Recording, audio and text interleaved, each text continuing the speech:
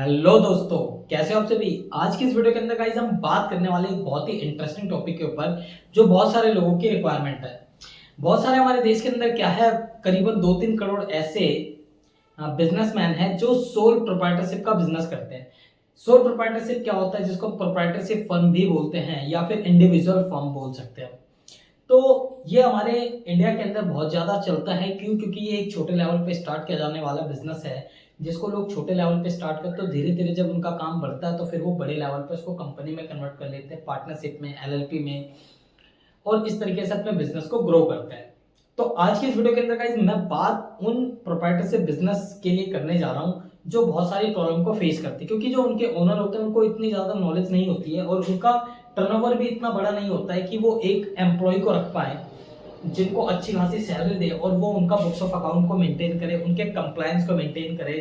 और उनको थोड़ी बहुत नॉलेज की भी कमी होती है, जिसकी वजह से उनके जो कंसल्टेंट है या फिर जिनसे वो बुक्स मेंटेन करा रहे हैं वो उनको मतलब ज्यादा कुछ नॉलेज देते नहीं है, जिनसे वो बहुत ज्यादा दुखी रहते हैं। ये मैंने पर्सनली फील करा है और बहुत सारे लोग बोलते भी है कि इस इनके बारे में आप डेफिनेटली बताइए कि कैसे हम अपने बिजनेस को सेल्फ खुद भी समझ पाए, ताकि हमें कल को कोई दिक्कत ना हो। क्योंकि आपको पता है मार्केट के अंदर आप लोग जो प्रोप्राइटरशिप फर्म्स होते हैं बहुत छोटे फर्म्स होते हैं, तो सामने वाले को इतना पैसा दे नहीं पाती, और अगर उनको पैसा मिलता नहीं है तो फिर वो काम भी ऐसे ही करते हैं। आपको पता है कोई 500, 1000, 2000, 3000 रुपए देते, कहते कि सारा काम हो जाए। 5000 रुपए देते, ईयर एंड में आएंगे जी, ये लो पूरा मेरा बैंक स्टेटमेंट, ये लो सेल परचेज, ये लो सब चीज कर दो, 5000 रुपए दूंगा। कौन करेगा भाई, आज की डेट में इतनी महंगाई है।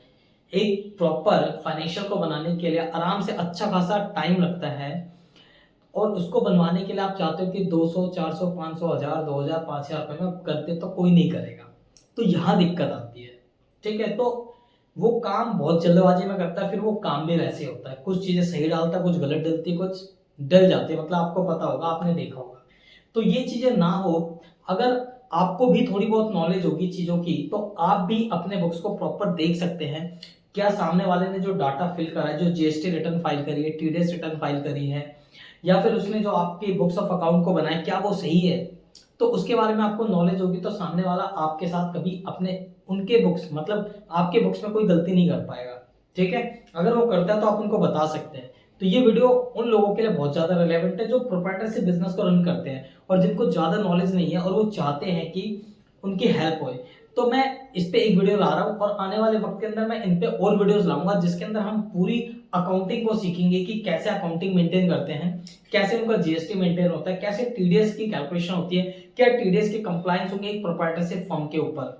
ठीक है, कब हमें जीएसटी लेना है, कब नहीं लेना है, हमें करंट अकाउंट खुलवाना है, नहीं खुलवाना है, इन सब की चर्चा होगी। और प्रॉपर बुक्स ऑफ अकाउंट को कैसे मेंटेन करेंगे, कैसे बैलेंस शीट बनाएंगे, कैसे पीएनएल बनाएंगे, किस तरीके से हम अपने फाइनेंशियल को मेंटेन करेंगे, कैसे हमारा आईटीआर की कंपटीशन होगी, कैसे हमारा जो भी हमारा इनकम टैक्स रिटर्न है वो प्रॉपर फाइल हो रहा है या नहीं, इन सब की भी बारे में हम बात करेंगे आने वाले वीडियोस के अंदर।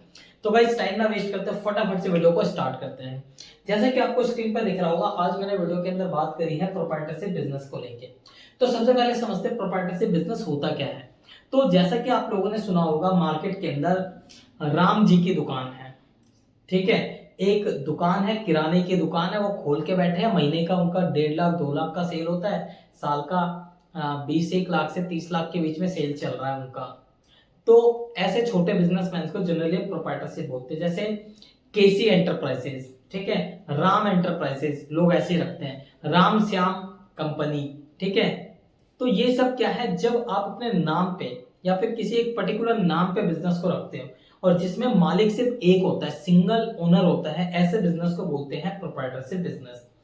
ठीक है, जैसे आपके भी बिजनेस का नाम होगा, जैसे राधा एंटरप्राइजेस, तो वहां पे राधा जो आपका प्रोप्राइटरशिप फॉर्म होता है वो आपके पैन में जो नाम है उसके बिहाफ पे रजिस्टर्ड होता है। लीगल नेम, यहाँ पे दो बातें ध्यान रखिएगा, एक होता है आपका लीगल नेम और एक होता है बिजनेस का नेम बोल सकते हो जिसको। ठीक है, जो पेन पे आपका नाम है वो आपका लीगल नेम हो गया, और दूसरा जो है वो बिजनेस नेम कहलाएगा, जैसे राधा एंटरप्राइज बिजनेस नेम होगी।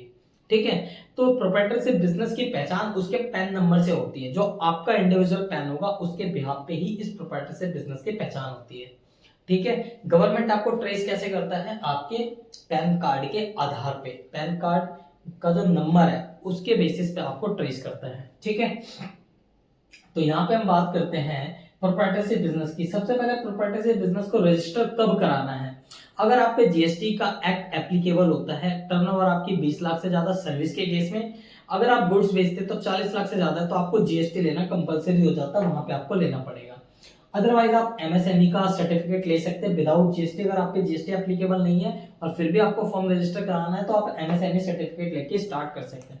आप चाहते ये दोनों ना हो, मैं शॉप एंड एस्टेब्लिशमेंट के थ्रू स्टार्ट कर सकता हूँ। अगर आपका कोई छोटा मोटा शॉप है, जैसे किराने की शॉप हो गई, कोई सुनार की छोटी सी शॉप हो गई, कोई हलवाई की शॉप हो गई, कोई बुक्स की शॉप हो गई, तो ऐसे जो छोटे शॉप है वो इसको रजिस्टर करा सकते हैं शॉप एंड एस्टेब्लिशमेंट एक्ट। ये हर एक स्टेट का अपना अलग अलग होता है, दिल्ली का अलग है, यूपी का अलग है, महाराष्ट्र का अलग है, तो उसके अंदर आपको रजिस्टर कराना होगा। इसके अलावा अगर आपके पास कोई और बिजनेस है जिसमें अदर लीगल रिक्वायरमेंट है, जैसे आप फूड का बिजनेस करना चाहते हो तो आपको एफएसआई नंबर लेना पड़ेगा।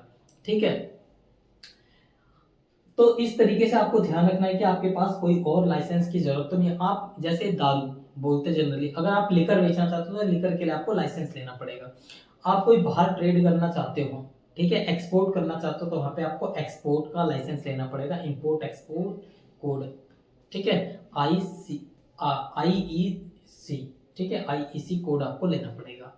तो इस तरीके से आपके अदर रिक्वायरमेंट ध्यान में रखनी है आपको। इसके बाद हमें बात करेंगे रिक्वायरमेंट। अब आपने ये डिसाइड कर लिया कि आपको यार क्या किस तरीके से रजिस्ट्रेशन कराना, आप अपने बिजनेस को रजिस्टर कराएं। इसके बाद अगर आपने रजिस्ट्रेशन कराया तो आप अपने सेविंग अकाउंट के थ्रू भी बिजनेस को ट्रांजेक्ट कर सकते हैं। सेल परचेज जो आप कर रहे हैं, पैसा आ रहा है आपके पास, जा रहा है, तो आप सेविंग अकाउंट के थ्रू कर सकते हैं। लेकिन कंडीशन याद रखिएगा, अगर आप जीएसटी में रजिस्टर नहीं है तभी आप सेविंग अकाउंट का यूज कीजिए, अदरवाइज आपके साथ दिक्कत आ सकती है। ठीक है, तो मैंने लिमिट बताई, गुड्स के केस में 40 लाख, सर्विस के केस में 20 लाख। अदरवाइज आप करंट अकाउंट खुलवा सकते हैं।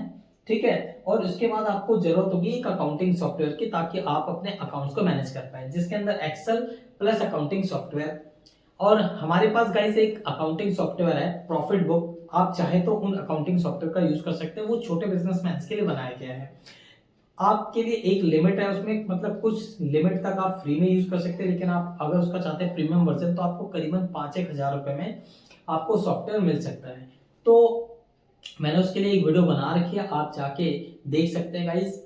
ठीक है, वीडियोस के अंदर वो मिल जाएगा आपको, आप वहां से जाके सॉफ्टवेयर के लिंक के थ्रू आप उसको परचेज भी कर सकते हैं। और मैं कोशिश करूंगा इस वीडियो के डिस्क्रिप्शन के नीचे भी उसका लिंक डाल दूं, ताकि आप वहां से भी परचेज कर सकते हैं। ठीक है, तो अब हम बात करते हैं यहाँ पे कि जब हमने अपने बिजनेस को रजिस्टर कराने के बारे में सोच लिया, हमारी रिक्वायरमेंट को समझ लिया, अब क्या? तो जब आप अपने बिजनेस को स्टार्ट कर लेते हो तो स्टार्ट करने के बाद आपके बहुत सारे कंप्लायंस होते हैं जिनको फॉलो करना बहुत जरूरी है। अगर आप उन कंप्लायंस को वाइज फॉलो नहीं करते तो आप देख रहे होंगे टीवी के अंदर कैसे गवर्नमेंट छापे पे छापे मार रही है, करोड़ों का कैश जब्त कर रही है। कहीं आप तो इनकम टैक्स के दायरे में नहीं, कहीं आप तो जीएसटी के दायरे में नहीं, कहीं आप पे आके छापा ना मार दे। ऐसा होता नहीं जनरली, छोटे बिजनेसमैन बच जाते हैं, उनके लिए कोई दिक्कत नहीं होती है, क्योंकि गवर्नमेंट के पास इतने टाइम भी नहीं है कि वो इतने बड़े बिजनेसमैन को छोड़ के आपके पीछे पड़े, लाख 2 लाख 5-10 लाख रुपए के। वो करोड़ों का मुर्गा पकड़ते हैं, ठीक है, जिन्होंने बहुत बड़ा घपला किया होता है। तो आप टेंशन मत लीजिए, बट आपके साथ हो सकता है, क्योंकि जैसे जैसे आपका बिजनेस ग्रो करेगा तो वो फिर आपके ऊपर भी डिमांड स्क्रूटनी के पेनल्टीज लगा सकते हैं, अगर उनको लगा कि आपने कुछ गलत इन्फॉर्मेशन दी है, तो अगर आप कुछ गलत छुपा रहे हो तो आपको कंप्लायंस को मेंटेन करना भी जरूरी है और प्रॉपर तरीके से। तो हो सकता है अगर आप पे जीएसटी एप्लीकेबल होगा तो आप जीएसटी का कंप्लायंस फुलफिल करेंगे, हर महीने या क्वार्टरली बेसिस पे आप उनके रिटर्न फाइल करेंगे। टीडीएस, अगर आप पे टीडीएस एप्लीकेबल है तो आप टीडीएस डिडक्ट करके सामने वाले को, गवर्नमेंट को टीडीएस जमा करेंगे हर मंथ। उसके साथ साथ आप चाहेंगे अपने बुक्स को बनाना, अगर आप अपने बुक्स को टाइम टू टाइम बनाते हैं तो आपके लिए बहुत अच्छा है। इससे आपको आपकी बिजनेस की पिक्चर दिखेगी कि एक्चुअल में कितना प्रॉफिट आ रहा है, कितना लॉस हो रहा है और क्या चल रहा है बिजनेस में, कंप्लायंस पूरे हो रहे हैं नहीं हो रहे, प्रॉपर हर चीज जा रही है नहीं जा रही है। उसके साथ अगर कोई और रिक्वायरमेंट है कंप्लायंस की आपके ऊपर, जनरली यही होती है, इसके अलावा कुछ नहीं होती, तो आपको वो भी फुलफिल करना है। ठीक है, इसके अलावा ये तो हो गया मंथली। इसके बाद कुछ होता है हमारे क्वार्टरली और ईयरली, तो जिसमें एनुअल जीएसटी रिटर्न, अगर आप मंथली फाइल नहीं करें, क्वार्टरली कर रहे हो तो यहाँ पे आ जाएगा, मंथली कर रहे हो तो मंथली। टीडीएस की रिटर्न आपको सबमिट करने के, आपको अपनी balance sheet, PNL, trading account, ये सब बनाना होगा, जिसको हम फाइनेंशियल्स बोलते हैं। उसके बाद आप ईयर एंड पे अपने चार्टर्ड अकाउंटेंट से या जो भी कंसल्टेंट है उनसे अपने आईटीआर फाइल करवा सकते हैं, कंपटीशन बनवा सकते हैं। आप चाहे तो हमें भी अप्रोच कर सकते हैं अपनी ITR, financial, GST return, income tax return, इन सब के लिए। हम लोग भी गाइस बहुत ही नॉमिनल को फीस पे एक अच्छी सर्विस प्रोवाइड करते हैं, तो आप हमसे भी कनेक्ट कर सकते हैं हमारे ईमेल के थ्रू, जो भी आपको डिस्क्रिप्शन में मिला, या आप मेरे व्हाट्सएप नंबर के थ्रू भी कनेक्ट कर सकते हैं, जो भी डिस्क्रिप्शन में मेरा नंबर है।